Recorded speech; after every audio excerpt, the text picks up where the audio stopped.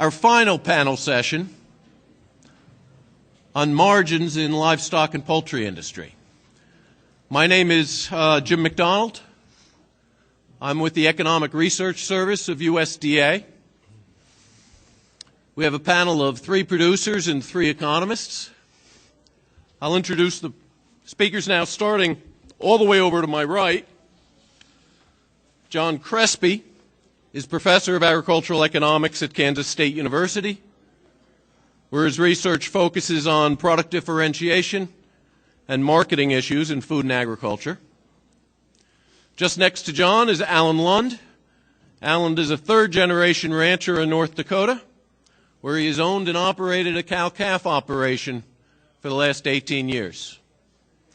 To my immediate right is Valerie Ruddle. Valerie is currently the secretary of the Contract Poultry Growers Association of the Virginias, and for the past 5 years has been a contract grower of broilers in West Virginia. To my immediate left, Bob Taylor is a distinguished university professor in agricultural and public policy at Auburn University, where his recent work focuses on competition issues in the food system. Next is Gene Verstig. Gene raises swine and grows corn and soybeans with his son in Iowa. Gene's a veterinarian and a former president of the Iowa Pork Producers Association.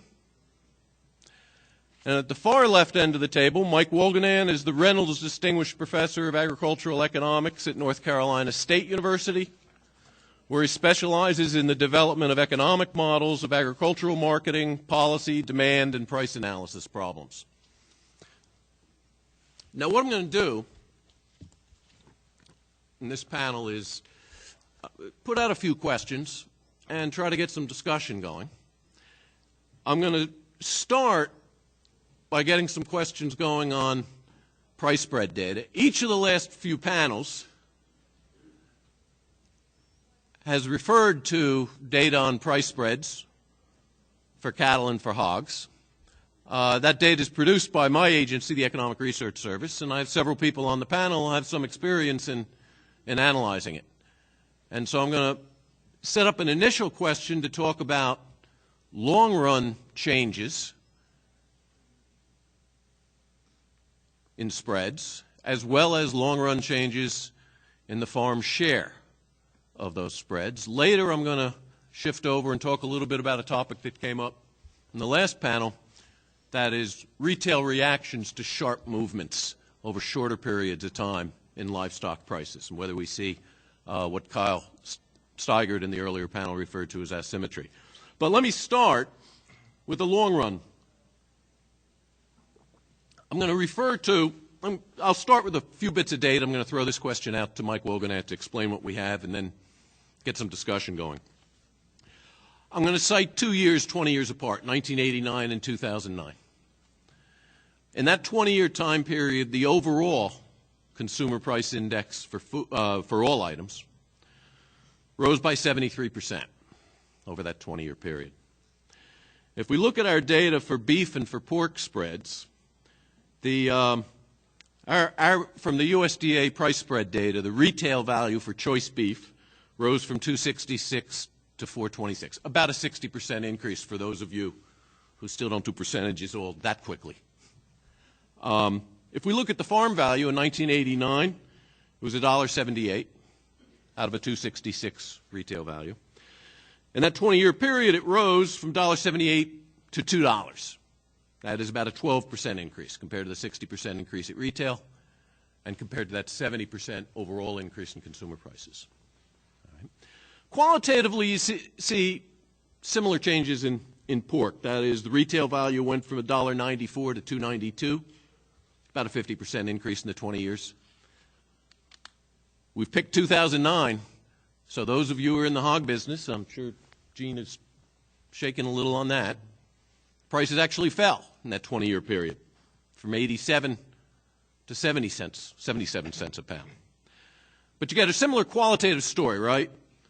Retail prices rose by a little bit less than the overall consumer price index.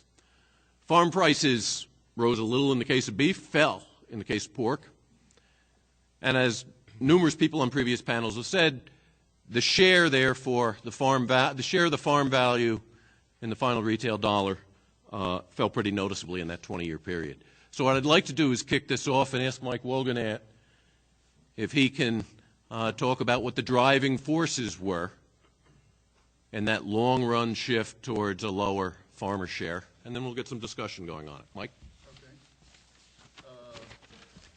Before I give some specific numbers in regard to those statistics that you gave, I wanted to first state that I really believe, based on my research, which it's been ongoing for years on this topic, that I think it's very difficult to say that we can, first of all, say that this, when we're looking at long-term changes, has much to do with market power, particularly on downstream purchasers of farm products. But I think we can explain a lot of these changes by long-term movements in supply and demand, demand mainly by consumers, which on the face of it might sound a little strange, but it's actually consistent with some things Bob Young was saying on the previous panel and some other people,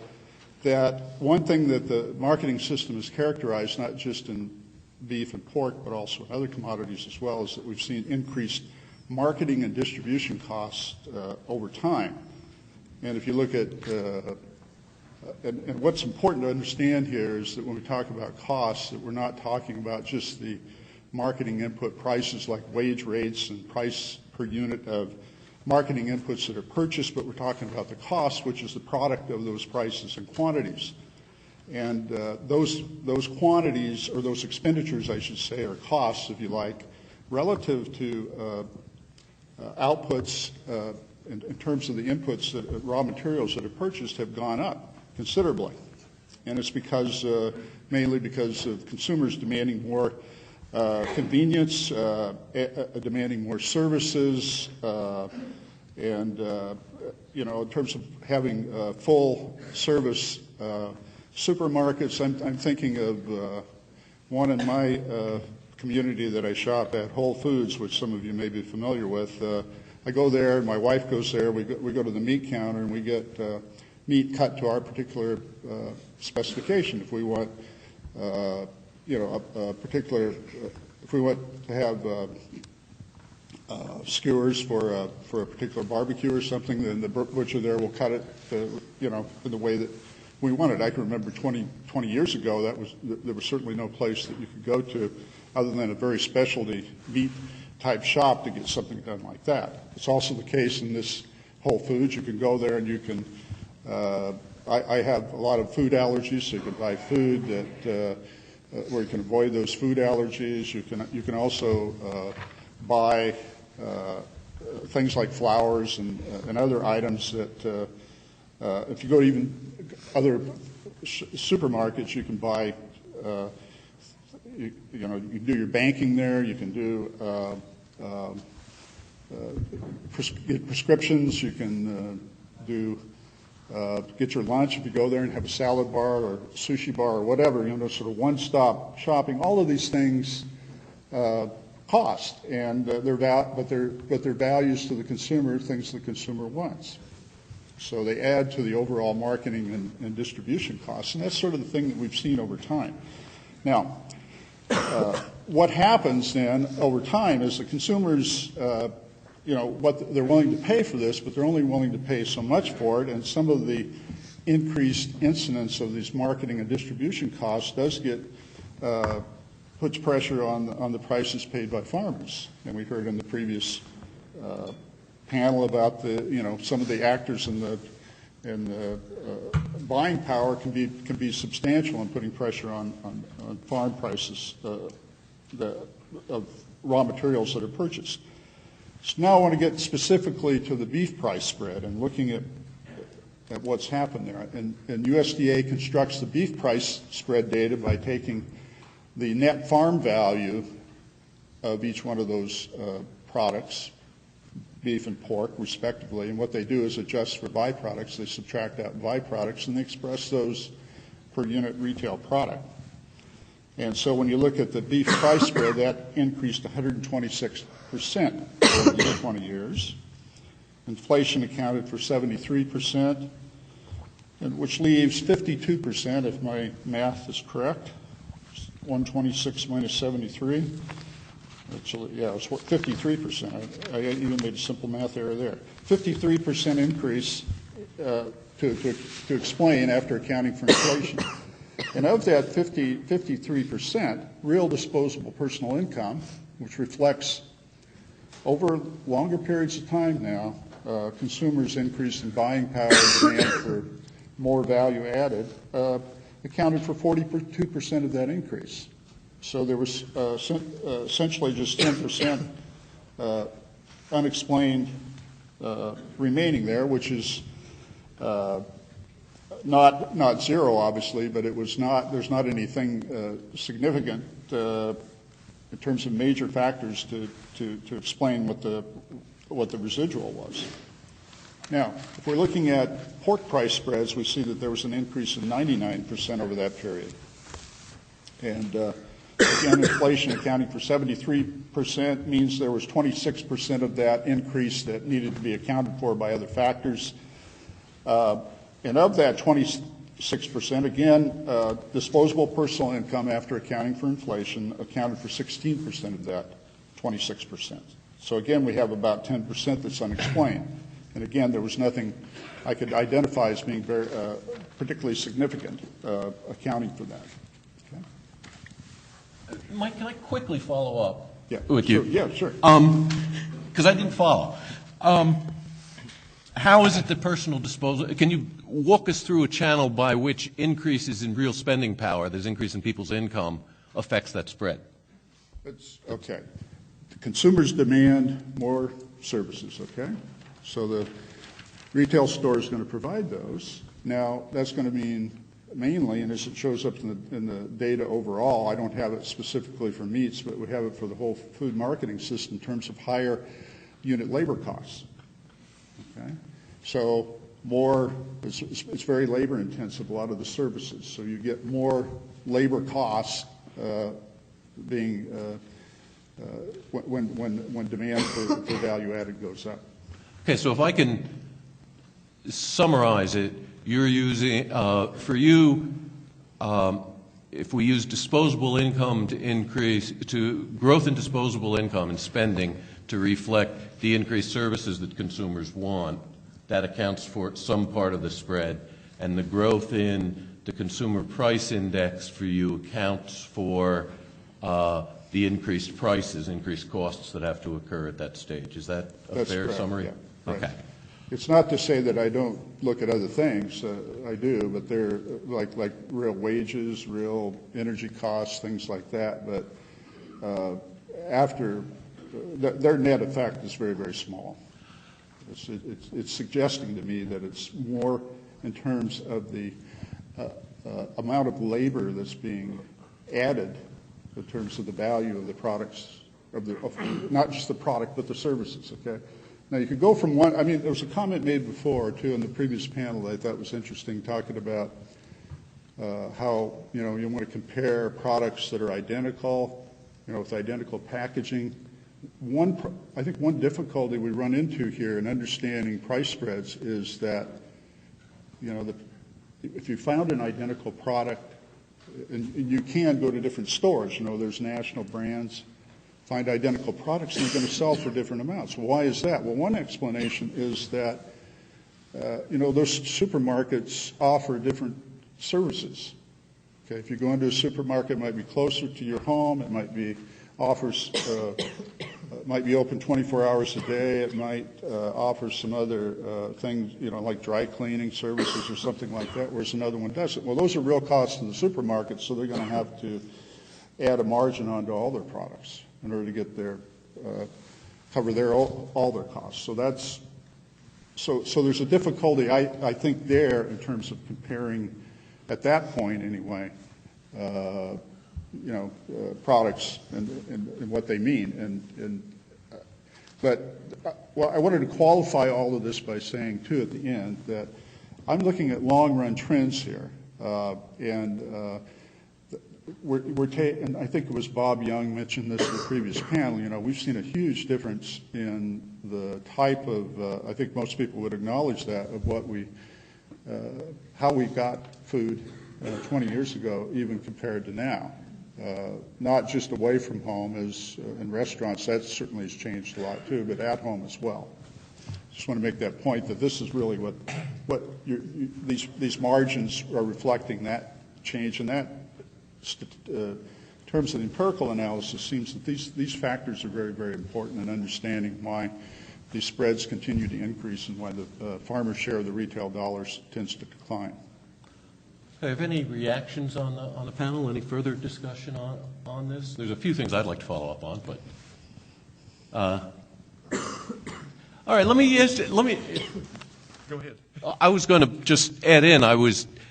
One thing I was struck by was both the cogent explanation, Mike, that you had of the growth in the spread, but I also noticed there really didn't have any discussion of why the growth in the farm value was so limited. So it seems to me, if I'm thinking in terms of a farm share, part of that is the growth in the retail value, but part of that is very limited growth at the farm level price.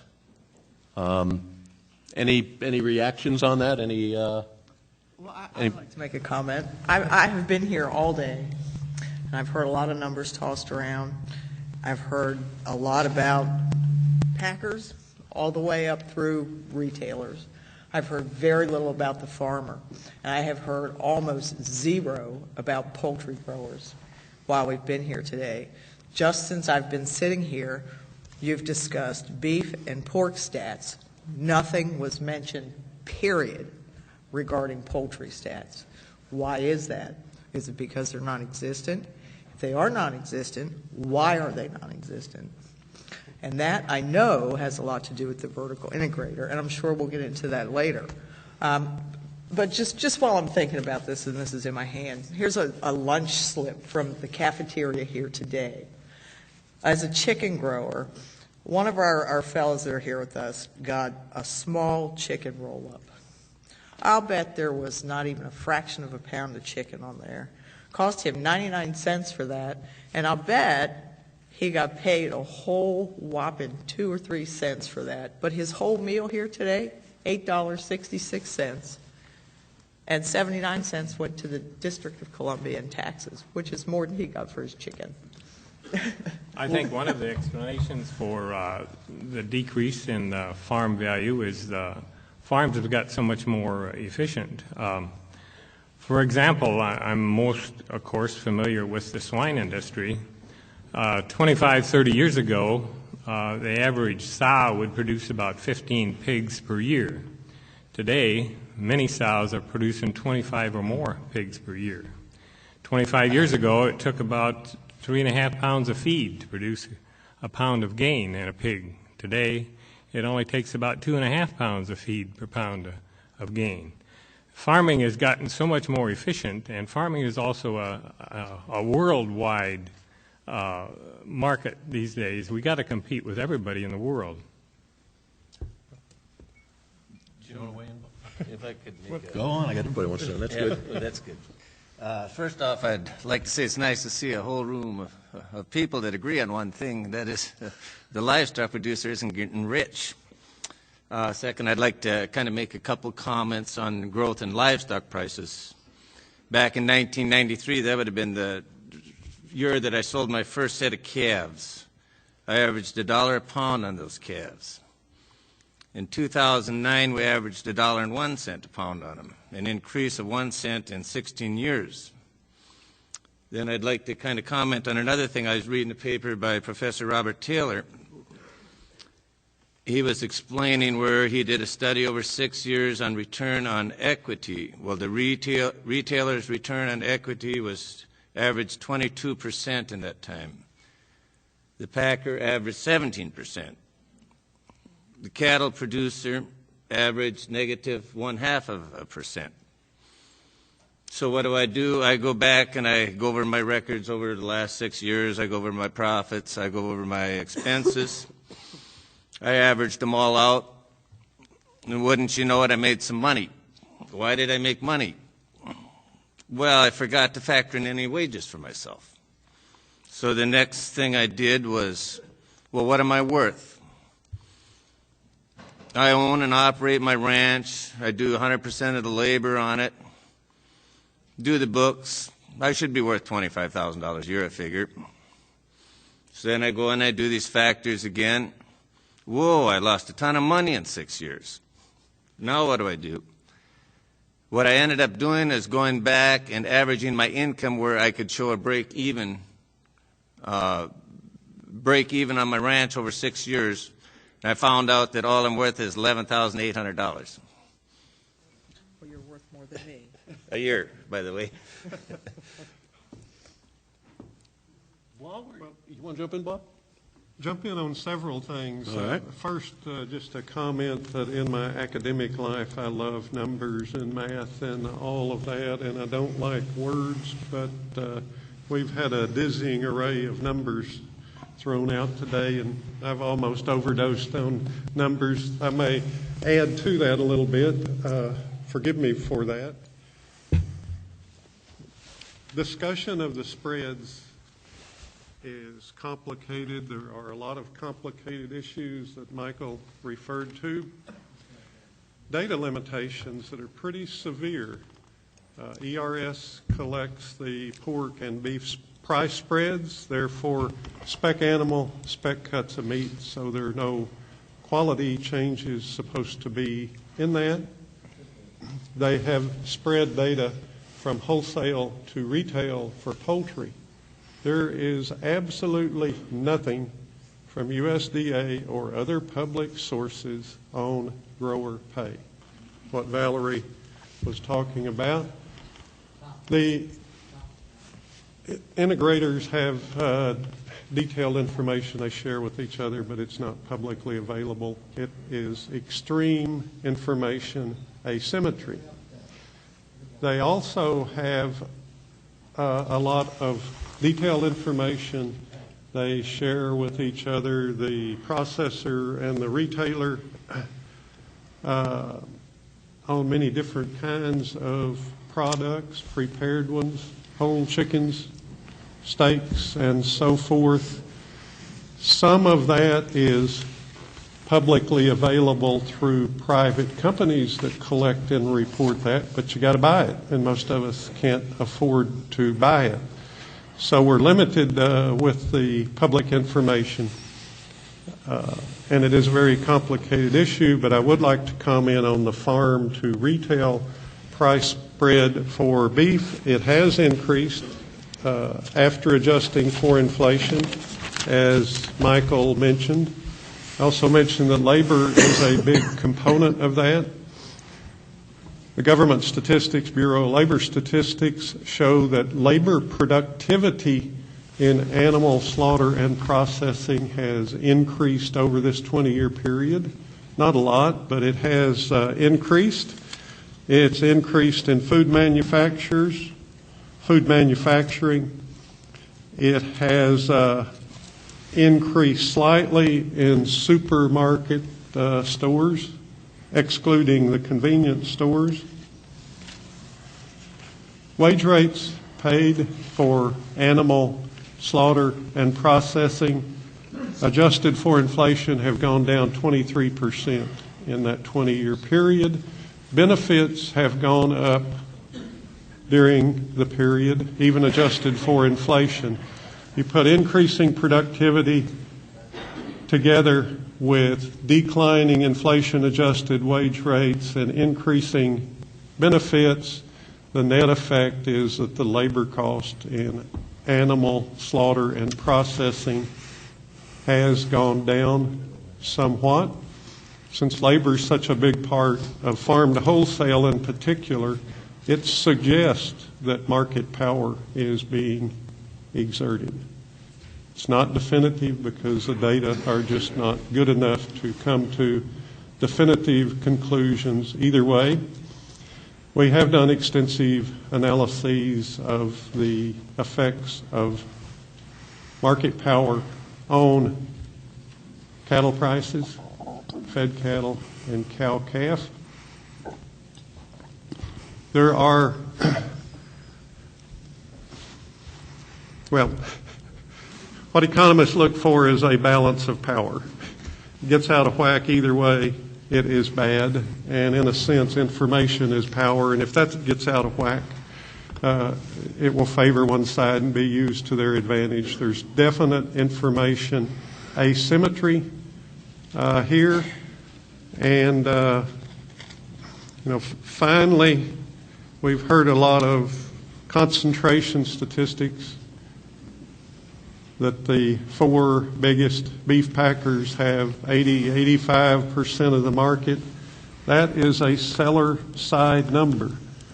There are numerous studies done by academics and other economists that are using supply side concentration to try to measure buyer power, and that is just not appropriate. So if you look at seller side in beef, 4 biggest firms, 80 to 85% of the market. The Fort Collins meeting, Bruce Cobb, who is CEO of Consolidated Beef, a large independent cooperative feedlot in the Amarillo area. I know he sells 10 to 20,000 head a week. And as most of you know, fed cattle are a perishable commodity. For the last year, there were 4 out of the 52 weeks when there was not a single bid. That's no market. There were 18 weeks when there was only 1 bid, and we're not talking negotiated. So 40% of the time, there was either no market or a single bid. That is not a competitive market. Yeah, Mike Wogan. Could I ask for a point of clarification here? You said the labor costs have gone down to slaughtering, right? Yes. And, yeah. BLS. Yeah. So I mean, there's the other costs too in terms of between wholesale and retail, the labor costs, and I think those have probably gone up. I have measures for all food marketing. I haven't gone in on. I do too. Food manufacturing, the combined effect of wage rates and benefits and labor productivity adjusted by the CPI has gone down 19%. Supermarkets and other grocery stores has gone up somewhat 6%. Yeah, that's when I was talking about what's at least empirically what I'm finding. That other part is. I mean, I'm not arguing with what you're saying directly, but I'm saying that there are other things going on in terms of looking at that whole spread. When you do break it out, looking at wholesale to farm, you're going to find some different relationships there as well. And you also have the effect from farm to retail and the wholesale that in meat and poultry industry, you have some cases where the integrator or packer is actually managing the meat case, and others where the retailer is, and we don't have good data on the breakout of that. And I'm going to jump in. Sure. He talks about asymmetry. And you have a lot of that in the poultry industry. It's called vertical integration. The people that we grow for, and specifically myself and some others in this room, we have one person to do business with. If they would close today, we have no one else that will take our farms. First of all, they supply everything to us. They supply our birds. They supply our feed. They supply their medications that they need. Everything comes from them. However, we supply 100% of the labor. We supply 100% of the utilities. We supply the mortgage for the buildings that these birds are grown in, and they are specific buildings for a specific purpose and cannot be used for just anything you would so desire to use if you had to close them down. I've only been actually in this business for 5 years. However, I have watched it for many years. I've worked in the propane business for 21 years, and in 2001, in February, the laid-in price to my office was 23 cents a gallon. Today, that very same gallon of propane laid into me as a retailer is $1.49. That's today. Yet you know what? And I have documentation to prove it. Back in 1975, these growers were getting paid .059 cents per gallon, or I'm sorry, per pound, back on the propane, per pound for their birds. 1975. By 1985, that had fallen off to .0485.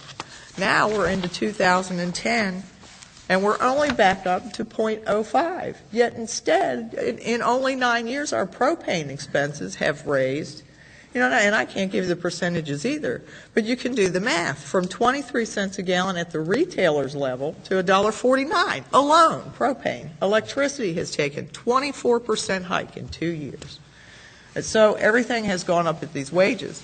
They do not tell us what's in our feed. They will not allow us to have feed analysis done. If our birds get sick, then they medicate them. But guess who gets billed for that medication? The grower gets billed for that medication. They don't give us anything.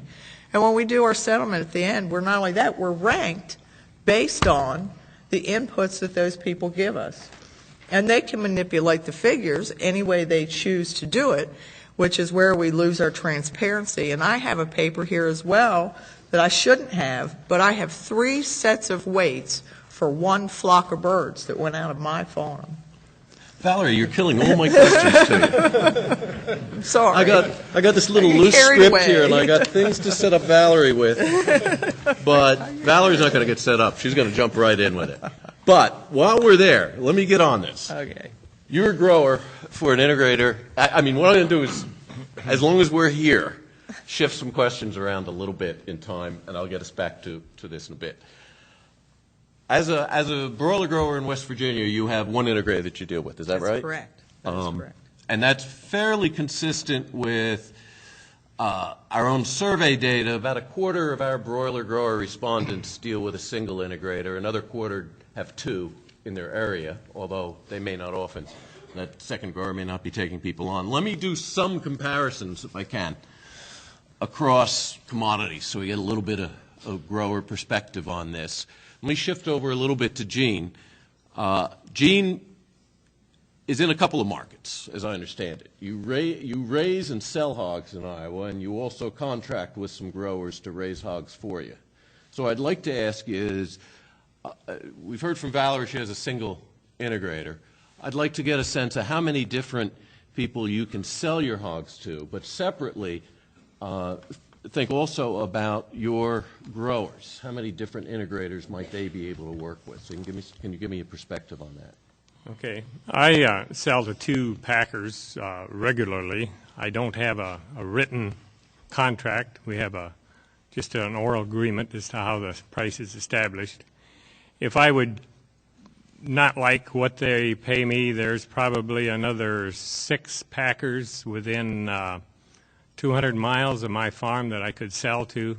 So I'm not tied into those, and so I can move around very well.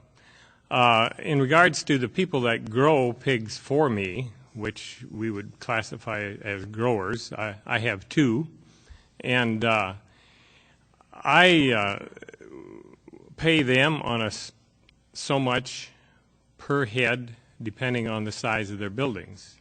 It's a per head basis, and on a yearly basis divided by 12, and they get a check every month. If I should not treat any of these 2 growers fairly, they could drop me very quickly, and they could find a dozen other contractors that they could grow pigs for immediately, because there's lots of them in the area and lots of opportunities for them to grow for whoever they would want to. And they can negotiate that price and those terms very easily. Okay, so I've got one comparison of a broiler producer in West Virginia with a single integrator.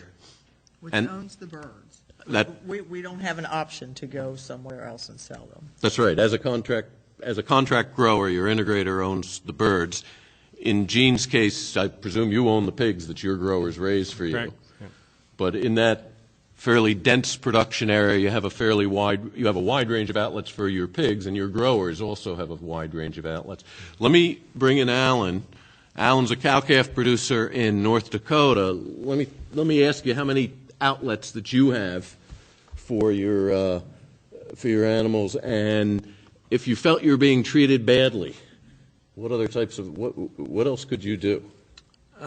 We have, of course, we sell our calves now through through one of two local sale barns. I guess another alternate I would have would be to contract our calves through independent buyer. You know, we could contract these calves earlier for a later delivery on it. If we felt we were treated badly, what could I do? Call up the Department of Justice and tell them to get the GIPSA proposed rules in place? I don't know. But, I mean, we would, we do have, as other people mentioned today, we have a perishable product. You know, if we're treated badly, if we're treated not, if we're not treated good, which would be in poor prices for these calves, there's a certain date that we're forced to move the cattle. So basically, we would take a licking and keep on ticking. Could I jump in here? Yeah. So now we see 3 different species here. Huge difference in the whole array of what our economic conditions are. If USDA is going to draft GIPSA rules that are not species specific, they are making a huge mistake. I believe there's something actually in the rule about like-type animals, at least in the poultry industry, as far as like types in their settlements. You know, we're in a situation where I grow that we're not only competing with a single integrator, but only a few miles. Within 50 miles, you cross the state line, and there are other integrators over there. But this particular company we raise for goes as far as 80 miles from its plant into Virginia, raises these birds. Those birds come from a different state. Their feed comes from a different feed mill.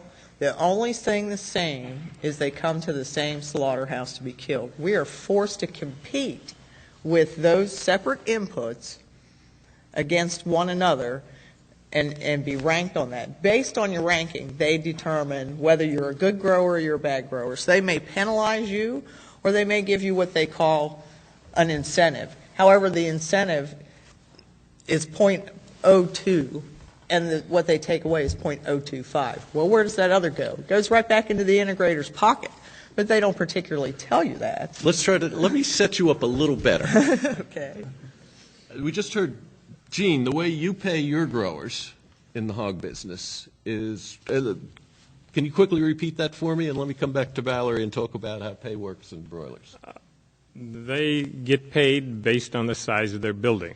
It's so much per head per year, divided by 12, and they get a check every month. And so if we look at that, we can quickly identify the size of your building. And so it's difficult. You're going to have a difficult time manipulating that pay. Is that right? Oh, it can't be manipulated, no. Now, as I understand from Valerie, you have concerns about the opportunity for your integrator to manipulate your pay. Correct. We get paid by the pound, not by the square foot, nor the head that goes in our house. The only way that the head is based is by they tell you how many birds they're putting in your houses so they can supposedly track how many die so they know what's going to market. But if I can get in here, you're not getting paid a flat fee for pound, are you? Never. So how are you paid? Well, they promise us in our contract we have a base pay. My house is relatively new. As again, I've only been in it 5 years. So my base pay is supposed to be 0.055 per pound. With numbers manipulations, thanks to our folks down there at the integrator that I work for, and I do work for them every day. We work very hard. Labor is not simple and it's very time-consuming. If I can find my paper. I sent 379,000 pounds, over 379,000 pounds of meat to market in that flock of birds. Because I was below, well, here they show me at 41 days. My birds were 38 days old when they went to market. Some more number manipulation. They say we're paid based on our weight cane per day and our feed conversion. Yet they also tell me these numbers don't count. The days don't matter. Well, if our feed conversion is based on gain per day, how can that day not matter? And if they can arbitrarily stretch those days by 4, that's certainly going to make a big difference in where we land in our performance.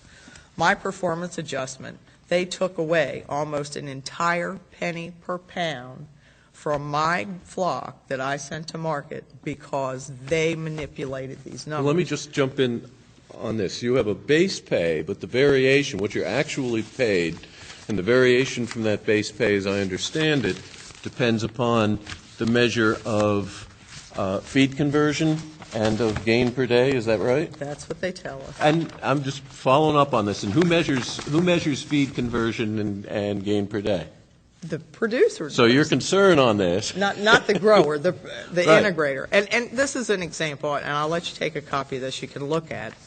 This is a ranking sheet that was given to someone, and it shows, they determine who is average, they determine who is not average. There's headings there. You can see what your pounds are, what they claim the pounds, the feed conversion was, which gets into your rate per day. However, if your birds go to market, and you have feed left in your feed tank, they come and get them with what they call an evacuation truck. Well, this evacuation truck has a scale on it, but that scale doesn't work. So they take it back to their plant, and they run it across the scale, so they say. And then when we get our settlement paper, after it's all been determined, they tell us how much feed that they took out of our plant. We have no transparency in the poultry industry, nor do we have any access to this information. That's why GISPA needs to use the laws that they have in place now. They need to use them quickly. It's been 2 years since this started, the 2008 Farm Bill, and it is time to quit beating this horse, and let's do it. So let's see if we can just sum up what we mean on the lack of transparency, which is some of your pay is based on production characteristics that are measured by the people paying you. The That's integrator. everything. And your Everything. concern is both that that's not objectively determined and can be manipulated by your buyer. That Do I is follow absolutely my opinion, and it is shared by many. Let me throw this broader question out and ask, do we think this is, based on what we know, is this common in poultry, and do we see this sort of thing in hogs and cattle as well? It is universal in poultry that a grower cannot verify the numbers used in calculating their pay. It's not heard of in hogs. Want to say anything about cattle, Alan? We're talking lack of transparency, is that correct? Yes. I really don't have any in selling my calves, but I realize that there is a tremendous amount of lack of transparency when the feeders sell their calves to the packing industry. And anything, if there is a lack of transparency there that is affecting their prices, say losses, I do realize the next time they buy calves that they are going to be passing those losses on to me. And I'm at the bottom of the food chain. I have nowhere to go down from my place. So yes, I would have a problem with lack of transparency. Let me come back, or let me try to cycle back on to some of the questions we had earlier, because we're getting a little bit pressed for time. We got about 15 minutes left in this session. We had earlier talked about some price spread numbers and long-run changes in them. That's where we started with a discussion with Mike Woganette and others on the panel. Let me now talk a little bit about short-run changes, and I'll quote some other USDA numbers. And I'm going to bring in John Crespi and ask him about this.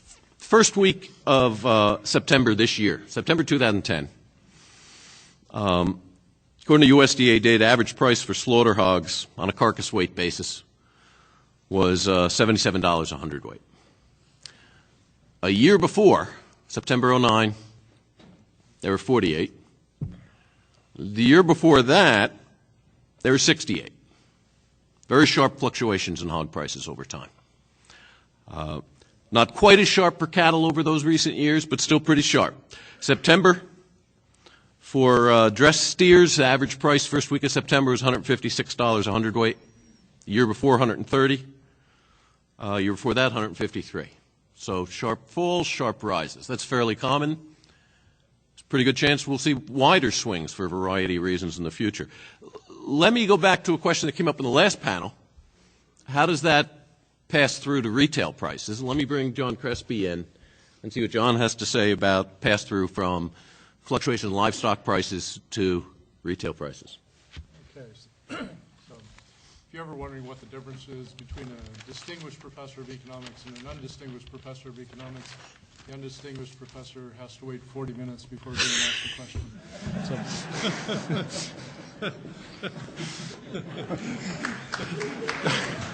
Jeez, everybody's picking on me. And with that, I'll show you even more why I'm the undistinguished professor of economics here. The reason I think you're asking these questions, we've been talking a lot about margins, and Mike does more than anybody on looking at these margins outside of ERS. But a lot of the things we've been talking about, value added and whatnot, you can look at as, well, maybe those are, and even labor cost movements and whatnot, that those are long-run changes. And so what does the margin look long run? Jim, your question is getting at, okay, well, now we're talking about something short run, so it's probably not a value added issue.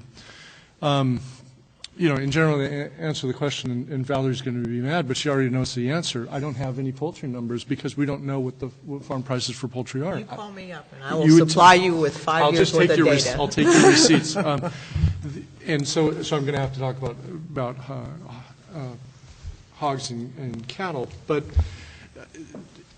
short run, to answer your question, I mean, of course we study this stuff. When anything that USDA produces in numbers, I guarantee you there's 100 economists out there in academia, crunching through those in some way, shape, or fashion. And there's people that do this a lot better than I do. But historically, again, this historical, but the short run changes, a 10% increase, decrease in the farm price of cattle, we'll see about almost immediately a 6% change up the channel or down the channel to the retailer, and in that same 10% change for the hogs will go down to about a 3% change of the retailer. And the reason I want to bring that up is because it gets at something we've talked about all day, which is, some of the people have talked about this a little bit. If in our economics studies of whether or not these price margins and the things that USDA is collecting and trying to get at and talking about farm share of these, if that retailer isn't passing along all of that cost, then it gets really hard to ferret out whether or not the margin changes between farm and retail are due to market power, which is what a lot of people are talking about today, or whether they're just part of the normal inventory process of a retailer. And I don't shoot the messenger. We've done, we as an academic economist have done hundreds and hundreds of studies, and Mike's colleague at North Carolina State, Barry Goodwin, has done a lot of these very, very well. And as one economist put it in one of the studies, we're really good at showing what the markets are doing. We're really bad at explaining why it's happening. And you can get an increase in a margin, even in a short run, between farm and retail with the movements you're talking about, Jim, if the cost doesn't get passed all the way on to the consumer in that first period. So a retailer doesn't pass it on because whatever reason, they don't want to hire the labor to go change all the items in the store, or they don't want to shock their consumers with big price changes because their clientele, they want them to come back to them and not search around for other places. If they don't pass everything along that first period, well then unless they bring the prices down slowly after the shock has gone away at farm, they're going to lose money because they took out some of that risk of the price movement in the first period. They have to recoup some of that margin in later periods. The problem is, if you can pull out a napkin or a scratch paper and do this yourself, the problem is that when the costs go back to sort of normal at the farm level, but the retailer's coming down slowly because they're trying to recoup some of those costs, that margin in the short run, you'll see it spread. It just does. Unfortunately, that looks exactly the same thing as if we were, any number of us, Mike or Bob or I, could do it, and we have done it. If we model that as suppose this is a model of a retailer that has market power, buying market power, or even a processor who has buying market power. If we model it that way, and then we go and get these same data and we run them through our regression models, we will also see a spread that's consistent with a market power story. What's almost impossible right now, because there aren't enough smart people, believe it or not, in academia to figure this out, is how you discern the difference between this price spread being a price spread due to market power and a price spread being a price spread due to normal reactions at the retail level. Sorry, I have no vested interest in finding this one way or another. I'm one of the people that has done the most to try to find it on the cattle side, and I've actually been hit by various people. I've actually found on the buying side in cattle at the processor level some of the biggest margins that I've attributed to market power of any academic economist. Nonetheless, I'm sitting here and telling you that it is really, really hard to figure out whether or not the margins, like what we've been talking about all day, that USDA produces, and the margins that our textbooks tell us would be attributable to market power, once we actually have the data in front of us, it's really difficult to tell which one of those two stories, which one of those two hypotheses is the right one. Well, I think I can help you out. Well, I know you can, Paul. I am Josephine Plummer. I'm a woman. I'm a poultry farmer. I'm a mother. I'm a full-time worker. I'm a taxpayer. And by gosh, I'm a consumer. And right here, I raise chicken for an integrator that sells to this particular company. For this 16 pieces of chicken that were purchased, the grower made approximately 80 cents. Now, you tell me where the fairness is that it cost me $37.73 to buy that back. Well, I would tell you that is a spread. And again, I will plead ignorance on lots of things, including poultry. But a lot of the things we're talking about, the margin, I mean, poultry is I don't want to say a different animal. It is, but I mean, it's certainly a different animal in this because of the way it's integrated. But I'm sorry, but you're exactly right. Packers and Stockyards has been since 1921, and factory farming for poultry is not that old. It's something that has come in probably with it. Well, in my first experience, not as a grower, but it's in actually seeing what was going on was in 1986. So I will go back that far. Started it out as a gentleman's business, and now it has grown into this vertical integration where they are dictators, and we are stuck to contracts of adhesion, and you're basically back to the days of servitude. We have no opportunity to manipulate a raise or anything else. They try to tell us that we are being insulated from this risk. However, when they are making more and more profits, they're not sharing the wealth. It's, well, we're sorry, but, it's costing us money. I have overhead as well as they do. I appreciate it. I hope that you don't hear an insensitivity when I'm just saying objectively looking at the numbers that we've had look, and we have done hundreds of studies. It's just really difficult for us to find it in places where we think it ought to be there. You hear about the concentration and you go, we ought to be finding it. But even going back to, sorry, I'm going to do hogs and cattle again, going back to the numbers that Mike was talking about earlier, just using the USDA numbers, there's been a lot of talk about things that have to be done at the processing level where there's buyer power at the processing level. But even just using USDA numbers, the farm share, so take the farm prices divided by the retail price, and that's been the farm retail share we've been talking about today, certainly has been declining. But you do the same thing with the farm prices divided by the wholesale prices that USDA publishes, and that thing has been constant. That share has been pretty darn constant for the last 40 years. So if the issue is the buyers at the processor level are causing the problem, if we agree, whether we do or not, that the farm retail price share is out of whack, you really don't see it in the USDA numbers, which is why economists like myself try to find other ways of measuring the margin other than the prices. Because one of the things the prices don't do is they don't take into account the volume. Would you rather get, 10% of $100 or 5% of $1,000? I mean, we don't know what the volume is of something going through these chains. So just talking about the price changes going on without taking into account what's actually being sold, which is where the numbers directly out of your farming operation really help us, or would help us, Valerie. It's just difficult for us to figure this out. I mean, Mike can talk about this. I know Bob can talk about this too. I'm just saying the one thing that academics can do is to provide, I think, objective research. When we move into the advocacy stage, we're hurting all of us. When we move into the stage of saying there's a consensus on all of this, it's not true. We have people like myself and Bob and Mike who write papers and do the best we can, but at the end of the day, we're constrained by the data that we have.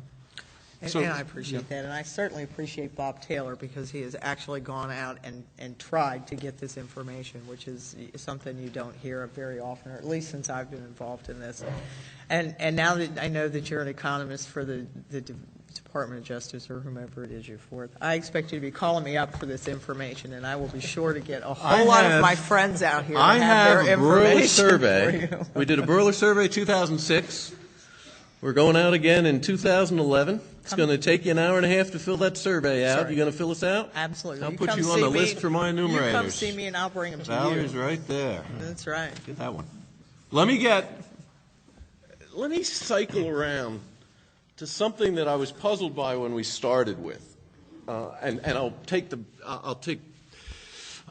chance of being the chair of this panel to squeeze out something of my own bias or information on this. Mike, when you talked about long-run changes in spreads, and you attributed 73% to the growth in the CPI, and that was the growth in inputs. Does that suggest in making that calculation that there was no productivity growth in retailing?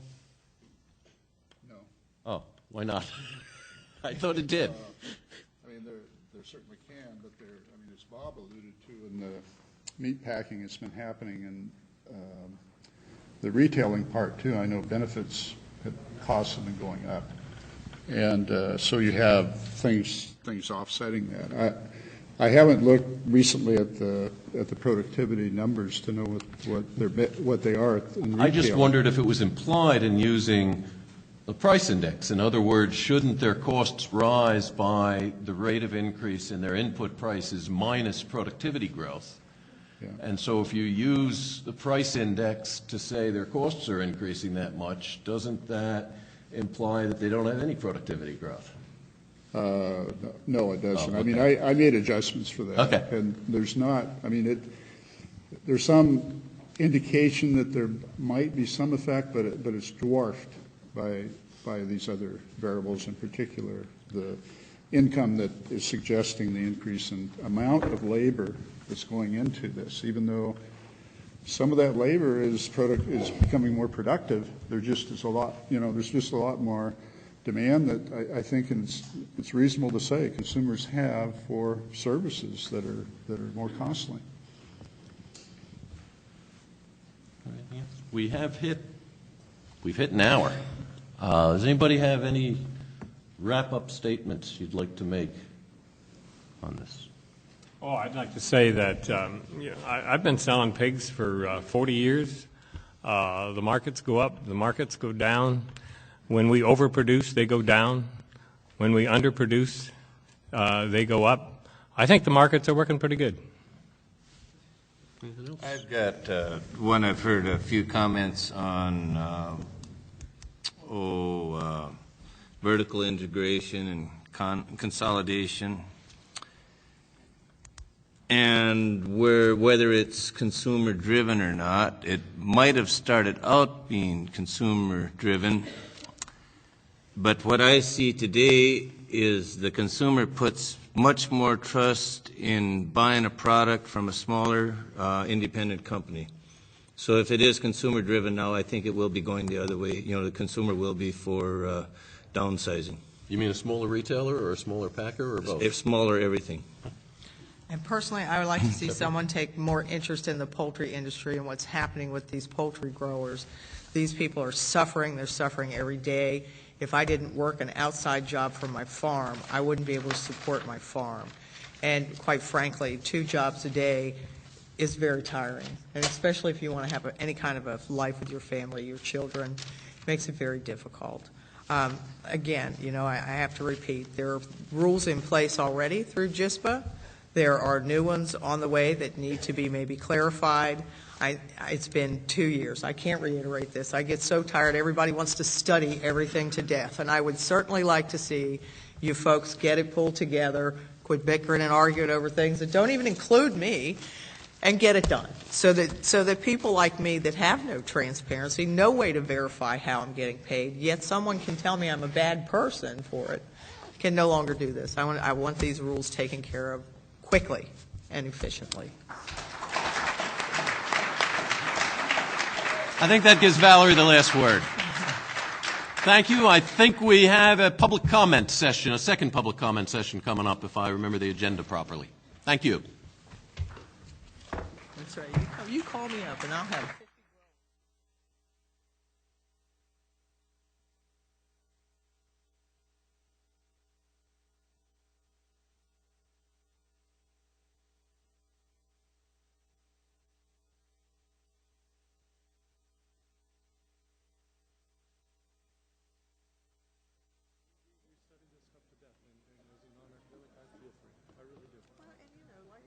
what I know is I know what I would do. I know how I work. It's like that KFC receipt. I'll let you look at it. I honest to goodness, or if I actually got paid an average price for these birds, which I normally don't because of the way the ranking system works.